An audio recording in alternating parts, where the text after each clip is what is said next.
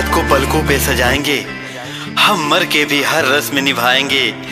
देने को तो कुछ भी नहीं है मेरे पास, मगर तेरी खुशी मांगने खुदा तक भी चले जाएंगे।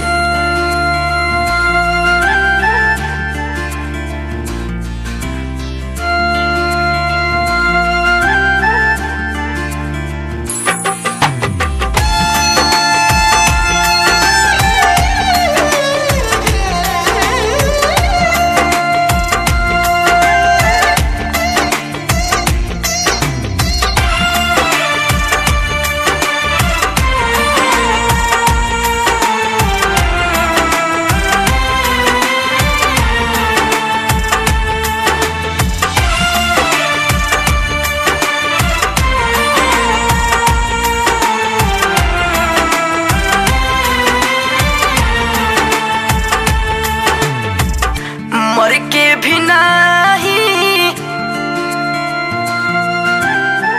खत्म साथ होई,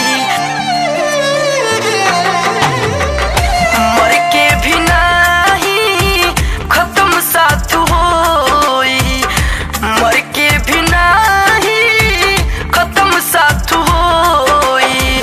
कब्र पर भी आईबू मुलाकात होई, कब्र पर भी आईबू मुलाकात होई।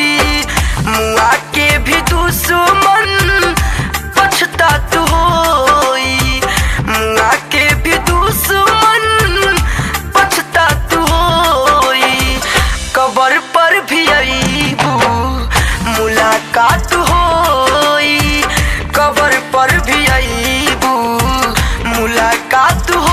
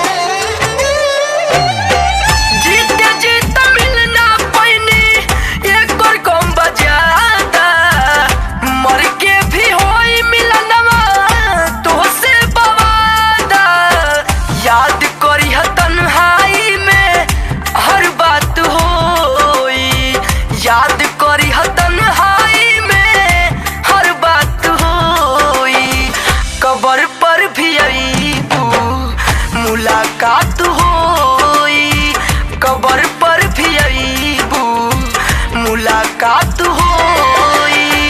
कदम कदम पे बहारों ने साथ छोड़ा, जरूरत पड़ी तो यारों ने साथ छोड़ा।